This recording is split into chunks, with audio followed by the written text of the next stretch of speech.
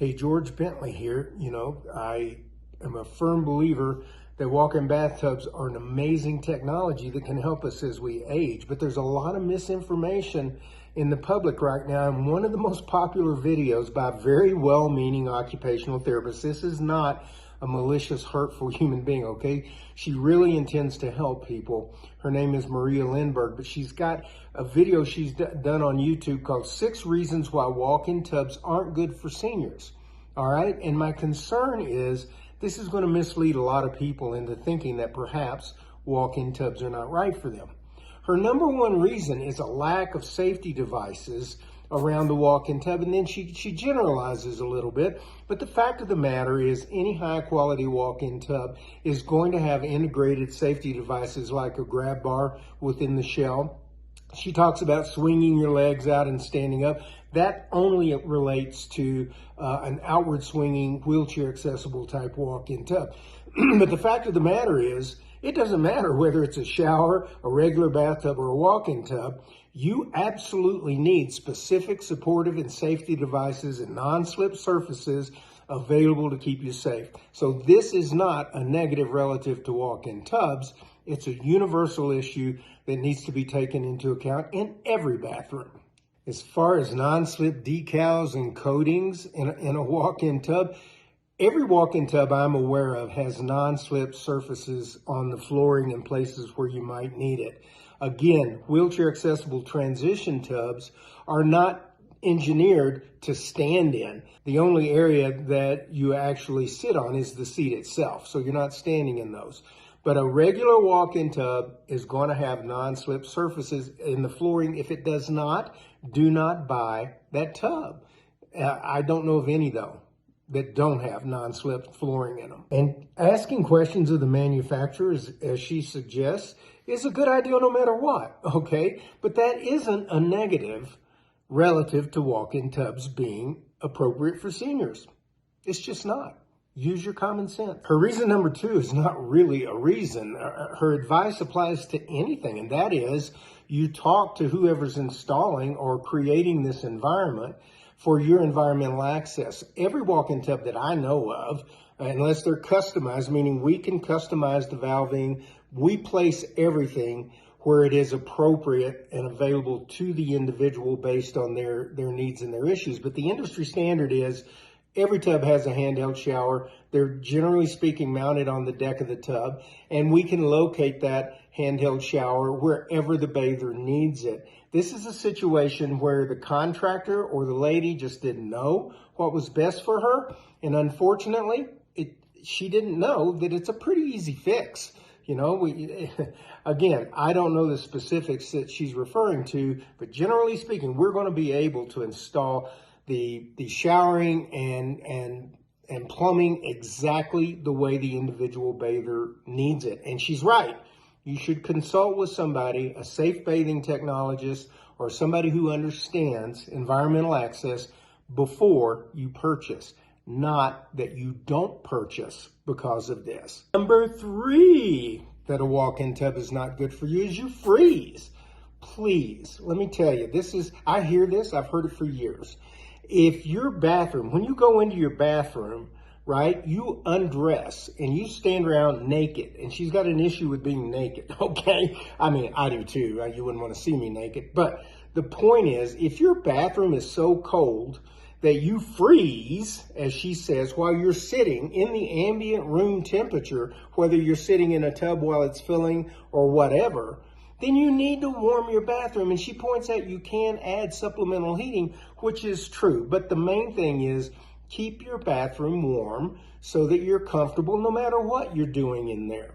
As far as fill times and things of that, and the draining process, it's probably after you've bathed that you're more likely to have an issue with getting a little bit cold. But it's a function of learning your bathing ritual and changing it.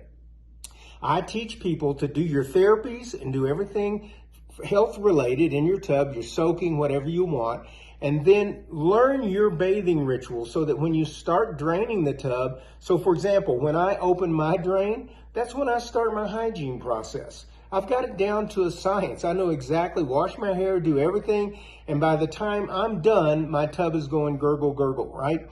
And you can start drying yourself while the tub is still draining if you need to. So the idea of getting cold while the tub is filling and draining, I think is a little bit of a red herring. Just use your sense, okay? Be smart about it. Keep yourself warm. Your bathroom should always be comfortable and warm, with or without a walk-in tub. Reason number 4, it's a waste of money.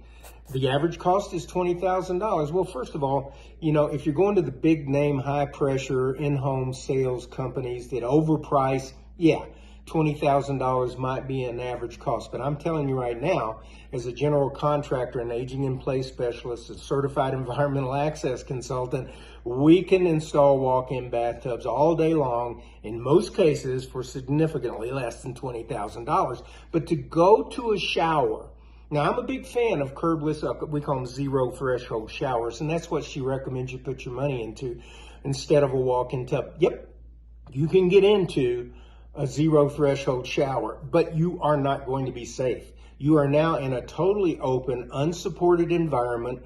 If you're in a wheelchair and you need to be able to roll into your bathing environment, there are those circumstances where a zero threshold shower is the best solution. In fact, I just did one, okay, for the Jones family. He did not have the ability to actually even use a wheelchair accessible transition tub. But I want you to understand something. Safety is very important, but I've been doing this nearly 20 years, and I'm telling you right now, the medical and health benefits that we can do with the appropriate therapies, for example, our medical hydrotherapy, are life-altering for people. It's pain management, it's sleep improvement, it's helping you get the benefit of exercise. There is a hugely powerful health and medical side to this that she's completely overlooking. And I don't care, my customers would sit there for an hour to let a tub fill up and drain or do whatever just to be able to take advantage of the life-offering health benefits that an appropriate tub can offer them, okay? So remember, it isn't just about hygiene. It's about safety and health and wellness. Showers are a failure because I can't bring any health benefits. It's pure hygiene, and they are still extremely dangerous because you're open. You don't necessarily have the support you need, but there are circumstances where a zero threshold shower is in fact the best solution. You need somebody who can guide you through that process to help you make the best decision for you. But don't forget, it's as much about the health and medical therapies as it is safety. Reason number 5, the risk of drowning. Well, first of all, as a lawyer, I would ask Ms. Lindberg to please provide us with this information of people she knows who have actually drowned in a walk-in bathtub. The idea that as you're bathing in a seated upright position with high sidewalls, the bathing well is fairly contained. And if I pass out or whatever, I'm not going to slip down into the tub. But she is right about the fact that some people have progressive conditions. And if this is the case, then you want to make sure that the appliance you're thinking about is appropriate. So for example, wheelchair accessible tub. I have hundreds of customers with multiple sclerosis, Parkinson's, you just go down the list. And we need to recommend the appliance and the accessibility that's appropriate for your needs. If we can redesign the environment in the bathroom and we put that thought in beforehand, it's huge. It's a huge plus to be able not only to bathe, but to soak. And by the way, if somebody has epileptic issues, seizure issues, dementia issues, anything like that, in most cases, we can still create a safe environment. I've even got customers with spasticity issues, and we've created simple seat belts for them to keep them safe. But once again, the important thing is not just hygiene, but having access to the medical hydrotherapy and the potential health benefits to manage the pain and discomfort and issues we're dealing with these progressive degenerative conditions.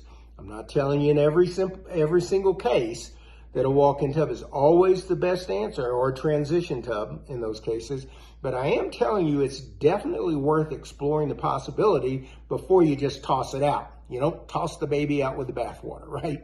Number six, she uses one finger, is that this is bad for caregivers. It's difficult for caregivers to take care of people in walk-in tubs. Let me tell you, again, I've been involved in thousands of these transactions over the last 20 years or so. And yes, sometimes we do need to take into account the degree of assistance that somebody needs. But we can design the environment so that caregivers can help support somebody from behind, or maybe we need an accessible tub so that they enter the tub kind of the same way you get into a car. As far as reaching body parts and things of that nature, it's really no different. And if somebody, a short caregiver, can't reach over the sidewall of a walk-in tub to bathe somebody, okay, take that into account. But that is a very, very small segment of the population. But generally speaking, you can get to any body parts, maintain and take care. And by the way, our transition tubs are designed with lower sidewalls specifically for caregiving. And don't forget, roll-in showers, zero threshold showers are not always the perfect answer. Again, the therapeutic possibilities with medical hydrotherapy can be life-altering for these conditions, can help hugely shift our quality of life as we age, especially if we're dealing with these health challenges. So the key here, once again, is to measure the solution to your needs, which includes your budget, and make sure that you've got the most accessible, appropriate outcome for you, no matter what you're dealing with. It isn't all or nothing, and I would never say something like walk-in tubs are not good for seniors. They may not be good for everybody, but you should know. It's about getting the information before you decide.